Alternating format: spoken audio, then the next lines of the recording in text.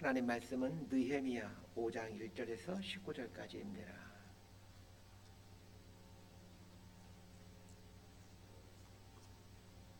느헤미야 5장 1절에서 19절까지 말씀 번갈아 가면서 읽습니다. 제가 먼저 읽겠습니다. 그때 백성들이 그들의 아내와 함께 크게 부르짖어 그들의 형제인 유다 사람들을 원망하는데, 어떤 사람은 말하기를 우리와 우리 자녀가 많으니 양식을 얻어먹고 살아야 하겠다 하고, 어떤 사람은 말하기를 우리가 밭과 포도원과 집이라도 저당 잡히고 이 흉년에 곡식을 얻자 하고, 어떤 사람은 말하기를 우리는 밭과 포도원으로 돈을 빚내서 왕에게 세금을 바쳤도다. 우리 육체도 우리 형제의 육체와 같고 우리 자녀도 그들의 자녀와 같거늘 이제 우리 자녀를 종으로 파는도다. 우리 딸 중에 벌써 종된 자가 있고 우리의 밭과 포도원이 이미 남의 것이 되었으나 우리에게는 아무런 힘이 없도다 하더라. 내가 백성의 부르짖음과 이런 말을 듣고 크게 노하였으나 깊이 생각하고 귀족들과 민장들을 꾸짖어 그들에게 이르기를 너희가 각기 형제에게 높은 이자를 취하는도다 하고 대화를 열고 그들을 쳐서 그들에게 이르기를 우리는 이방인의 손에 팔린 우리 형제 유다 사람들을 우리의 힘을 다하여 도로 찾았거늘 너희는 너희 형제를 팔고자 하느냐? 더구나 우리 손에 팔리게 하겠느냐 하매 그들이 잠잠하여 말이 없기로 내가 또 이르기를 너희의 소행이 좋지 못하도다. 우리의 대적 이방 사람의 비방을 생각하고 우리 하나님을 경외하는 가운데 행할 것이 아니냐? 나와 내 형제와 종자들도 역시 돈과 양식을 백성에게 구워 주었거니와 우리가 그 이자 받기를 그치자. 그런데 너희는 그들에게 오늘이라도 그들의 밭과 포도원과 감람원과 집이며 너희가 구워준 돈이나 양식이나 새 포도주나 기름의 100분의 1을 돌려보내라 하였더니 그들이 말하기를 우리가 당신의 말씀대로 행하여 돌려보내고 그들에게서 아무것도 요구하지 아니하리다 하기로 내가 제사장들을 불러 그들에게 그 말대로 행하겠다 맹세하게 하고 내가 옷자락을 털며 이르기를 이 말대로 행하지 아니하는 자는 모두 하나님이 또한 이와 같이 그 집과 산업에서 털어버리실지니 그는 곧 이렇게 털려서 빈손이 될지로다 하매 회중이 다 아멘하고 여호와를 찬송하고 백성들이 그 말한 대로 행하였느니라. 또한 유다 땅 총독으로 세움을 받은 때 곧 아닥사스다 왕 제20년부터 제32년까지 12년 동안은 나와 내 형제들이 총독의 녹을 먹지 아니하였느니라. 나보다 먼저 있었던 총독들은 백성에게서 양식과 포도주와 또 은 40세겔을 그들에게서 빼앗았고 또한 그들의 종자들도 백성을 압제하였으나 나는 하나님을 경외함으로 이같이 행하지 아니하고 도리어 이 성벽 공사에 힘을 다하며 땅을 사지 아니하였고 내 모든 종자들도 모여서 일을 하였으며 또 내 상에는 유다 사람들과 민장들 150명이 있고 그 외에도 우리 주위에 있는 이방 족속들 중에서 우리에게 나온 자들이 있었는데 매일 나를 위하여 소 1마리와 살찐 양 6마리를 준비하며 닭도 많이 준비하고 열흘에 한 번씩은 각종 포도주를 갖추었나니 비록 이같이 하였을지라도 내가 총독의 녹을 요구하지 아니하였음은 이 백성의 부역이 증함이었더라. 19절 함께 읽습니다. 내 하나님이여 내가 이 백성을 위하여 행한 모든 일을 기억하사 내게 은혜를 베푸시옵소서. 아멘. 이 느헤미야 1장부터 6장까지는 예루살렘 성벽이 재건되는 이야기를 다루고 있습니다. 느헤미야 1장에서는 페르시아의 술 맡은 관원장이었던 느헤미야가 예루살렘 성이 무너졌고 성문이 불탔다는 소식을 듣고 슬퍼하면서 기도하는 내용이었고 2장부터는 이제 예루살렘으로 돌아와서 성벽을 쌓아가는 이야기가 나옵니다. 그런데 성벽을 쌓아가는 중에 여러 가지 어려움들이 있죠. 가장 큰 어려움은 외부의 공격입니다. 산발락과 도비야로 대표되는 이방 사람들이 예루살렘 성이 중건되는 것을 방해합니다. 산발락과 도비야는 가진 모양의 협박을 하면서 예루살렘 성이 중건되는 것을 방해하는데 이에 대해 느헤미야는 한 손에는 칼, 한 손에는 망치를 들고 전쟁을 대비하면서 성을 쌓아갑니다. 예루살렘 성을 재건하기에는 턱없이 부족한 일손이었고 그 와중에 늘 전쟁 준비까지 하면서 일을 해야 했으니 이게 얼마나 힘들었을지 상상이 됩니다. 자, 그런데 거기서 그치지 않고 또 내부의 문제들까지 발생합니다. 오늘 본문의 느헤미야 5장은 느헤미야가 예루살렘 총독으로 와서 성벽을 쌓을 당시에 예루살렘에 살고 있는 이스라엘 백성들 내부에 생긴 문제에 대해서 다루고 있습니다. 오늘 본문을 통해 그 이스라엘 내부에 생긴 문제가 무엇인지, 그리고 이 문제들을 어떻게 느헤미야가 해결해 갔는지를 보면서 우리 삶의 해안을 얻어갔으면 합니다. 느헤미야 5장 1절부터 5절까지 내용을 보면 내부에서 생긴 문제가 무엇인지를 보여줍니다. 첫 번째 문제가 백성들은 먹을 양식이 없어 굶주리고 있다는 겁니다. 아마 흉년이 크게 들었던 모양입니다. 두 번째 문제는 이 흉년과 과도한 세군으로 인해 굶어 죽기 직전인데 귀족들과 지도자들은 그 백성들의 밭을 담보로 잡고는 고리대금을 하고 있었다는 것입니다. 그것으로 인해 백성들은 전답을 잃어가고 있었고 또 노예로 팔려가고 있었습니다. 느헤미야 입장에서 보면 참 첩첩산중입니다. 많은 지원을 받아도 예루살렘 성을 재건하기가 참 힘들고 어려운 상황인데 외부적으로는 이방 사람들이 호시탐탐 노리며 협박하면서 침략하려고 하질 않나. 안에서는 백성들이 먹을 양식이 없어 굶주리고 있고 그 와중에 이 귀족들과 높은 사람들은 백성들의 재산을 강탈하여 부를 축적하고 있질 않나. 이게 어디서부터 손을 써야 될지 답이 보이지 않는 아주 막막한 그런 가운데 있습니다.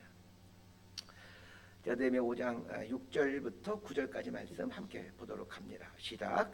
내가 백성의 부르짖음과 이런 말을 듣고 크게 노하였으나 깊이 생각하고 귀족들과 민장들 꾸짖어 그들에게 이르기를 너희가 각기 형제에게 높은 이자를 취하는도다 하고 죄를 열고 그들을 쳐서 그들에게 이르기를 우리는 이방인의 손에 팔린 우리 형제 유다 사람들을 우리의 힘을 다하여 도로 찾았거늘 너희는 너희 형제를 팔고자 하느냐 더구나 우리의 손에 팔리게 하겠느냐 하매 그들이 잠잠하여 말이 없기로 내가 또 이르기를 너희의 소행이 좋지 못하더라.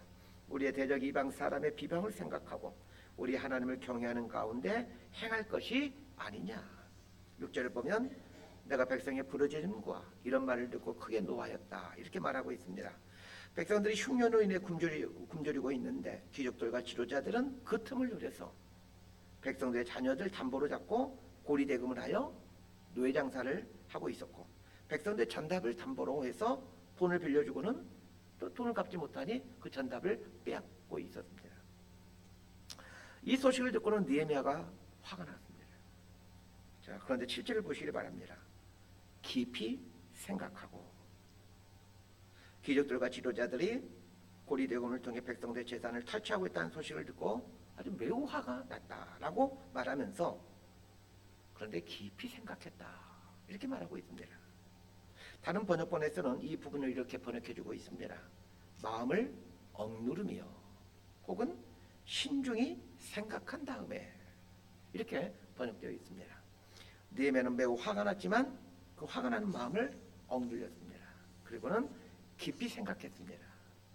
느헤미야는 예루살렘 총독으로 온 지 얼마 되지 않은 사람입니다. 반면에 그 땅에 살고 있던 귀족들과 지도자들은 오래전부터 예루살렘에 살고 있던 사람들입니다. 이 귀족들과 지도자들은 분명 악행을 저지르고 있지만 이 귀족들과 지도자들의 심기를 불편하게 했다가는 도리어 지금 큰 어려움에 봉착할 수도 있습니다. 예루살렘 성을 좀 중건해 가고 있는데 귀족들과 지도자들이 느헤미야를 대적하게 된다면 이게 일이 이제 그르칠 확률이 높아지게 되는 거죠. 그래서 느헤미야는 이 문제를 해결하기 위해 깊이 생각하는 겁니다. 그리고는 결론을 내립니다. 어려움에 봉착하더라도 잘못된 것에 대해서는 고쳐야 되겠다라고 이제 결단을 내립니다.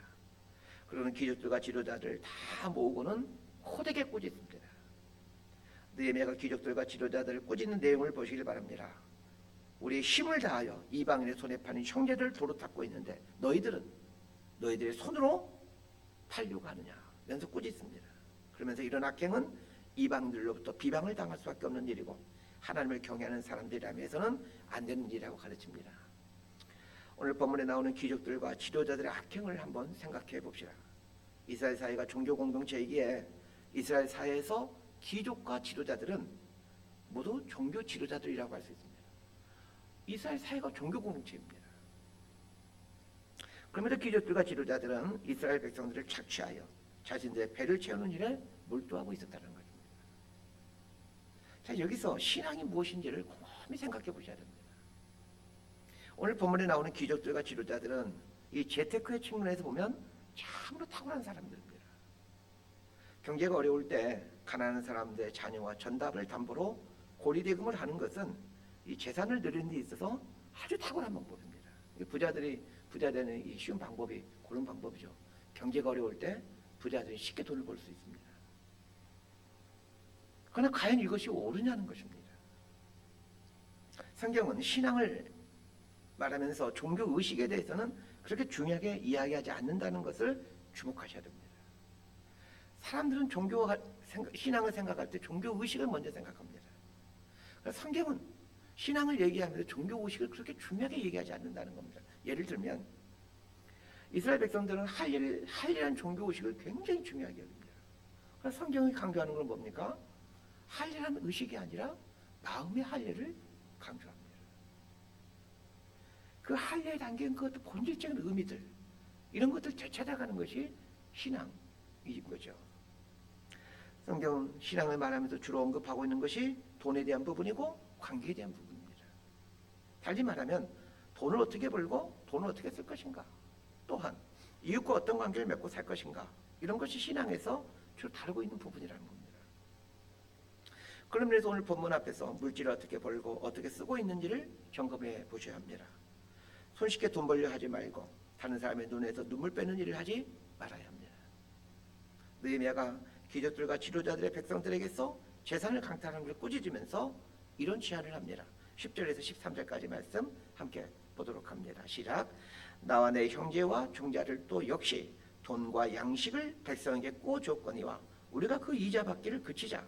그런즉 너희는 그들에게 오늘이라도 그들의 밭과 포도원과 감람원과 집이며 너희가 구워준 돈이나 양식이나 새 포도주나 기름의 100분의 1을 돌려보내라 하였더니 그들이 말하기를 우리가 당신의 말씀대로 행하여 돌려보내고 그들에게서 아무것도 요구하지 아니하리다 하기로 내가 제사장들을 불러 그들에게 그 말대로 행하겠다고 맹세하게 하고 내가 옷자락을 털며 이르기를 이 말대로 행하지 아니하는 자는 모두 하나님이 또한 이와 같이 그 집과 산업에서 털어버리실지니 그는 곧 이렇게 털려서 빈손이 될 줄이다 하며 회중이 다 아멘하고 여호와를 찬송하고 백성들이 그 말한 대로 행하였느니라. 자, 10절을 보면 나와 내 형제와 종자들도 역시 돈과 양식을 백성들에게 구워주었거니와 우리가 그 이자 받기를 그치자. 지금 느헤미야가 이렇게 지금 귀족들과 지도자들에게 제안하고 있습니다. 느헤미야와 느헤미야의 형제들도 고위층에 있었기에 재산이 많이 있는 사람들이었을 겁니다. 그래서 느헤미야와 느헤미야의 형제들도 그 어려운 백성들에게 돈을 빌려주었습니다. 느헤미야가 귀족들과 지도자들에게 이런 제안합니다. 우리 이자 받지 말자. 거기서 그치지 않고 이미 받았던 이자의 일부를 돌려주자라고 제안합니다. 어떤 조직이나 공동체가 개혁되기 위해서는 지도자들의 자기 개혁이 우선되어야 합니다. 지도자들의 자기 개혁이 없이 우리 개혁하자, 우리 고치자, 우리 새롭게 하자, 이런 외침은 하나의 구호로 그치고 맙니다. 의식이 있는 신앙인이라면 우리 조국교회가 개혁돼야 된다라는 말들을 누구나 하고 있습니다. 특히 교회의 지도자들이라면 모두가 지금의 상황에 대해 큰 우려를 표하면서 교회 개혁하지 않으면 큰일 난다, 교회 개혁이 시급하다, 늘 얘기를 합니다. 이렇게 교회 지도자들이 교회를 개혁해야 된다라고 인정하고 있고 또 말을 하고 있지만 왜 교회가 개혁이 안 되는 것입니까? 이유는 간단합니다. 자신들이 먼저 개혁을 해야 되는데 자신들의 기득권을 내려놓지 않습니다. 한국교회의 교단마다 헌법에서는 원로 목사 제도를 두고 있습니다. 목사가 한 교회에서 20년 이상 담임 목사로 사역한 후 은퇴하면 원로 목사로 예를 해줍니다. 20년 굉장히 오랜 기간이죠. 이 기간 동안 우리 교회를 섬겨주셨으니 감사합니다, 존경합니다, 이런 표시로 예우 목사, 원로 목사 예우를 해주는 거죠. 교회를 개척하면서부터 나부터라도 이걸 좀 개혁해야 된다는 생각을 했었습니다. 제가 38살에 교회를 개척했으니 30정년까지 하게 되면 33년을 목회해야 됩니다. 원로 목사 자격 정도가 되는 정도가 아니라 차고 넘치죠. 이런 원로 목사가 돼야 노후에 은퇴한 이후에 살아갈 수가 있죠. 곰곰이 생각해봤습니다. 안정적인 삶 살려고 목사가 된 게 아니라 십자가 지려고 목사 되었지. 그 생각하고는 교회 시작하면서 교회 정관을, 성도도 없을 텐데 교회 정관 만들면서 정관에 분명하게 표시해 두었습니다. 예수 그린 교회는 원로 목사 제도를 두지 않는다라고 말합니다. 교회 개혁의 시작은 목사와 장로에서부터 시작돼야 됩니다. 그리고 교회 개혁의 대부분은 목사와 장로의 개혁입니다. 이스라엘 역사를 보시길 바랍니다. 그 선지자들이 하나같이 지적하는 것이 지도자들에 대한 책망이지 백성들에 대한 책망은 그렇게 많지가 않습니다. 지도자가 항상 문제입니다. 느헤미야는 백성들로부터 받은 이자를 돌려주자고 제안하면서 지도자들의 동의를 얻어냅니다. 그런데 지도자들이 이제 돌아가는 분위기 봐서 분위기를 보니까 느헤미야의 이 제안에 동의를 하게 됐지만 심적으로 동의를 하지 않죠. 그래서 아마도 지키지 않을 사람들이 있다는 걸 알고는 느헤미야가 독특한 퍼포먼스를 합니다. 느헤미야가 자신의 옷자락을 털면서 이렇게 말을 합니다. 자, 이 말대로 행하지 아니한 자는 모두 하나님께서 그 집과 산업에서 털어버리실지니 그는 이렇게 털려서 빈손이 될지어다. 이렇게 선포합니다. 이게 얼마나 무서운 저주입니까? 이게 느헤미야가 자기 옷에 먼지를 탁탁 털면서 만약에 오늘 우리가 결의한 대로 하지 않은 사람들은 하나님이 그 사람의 재산을 털어버려서 빈털터리가 되게 하실 것이다. 지금 이런 얘기를 하고 있습니다.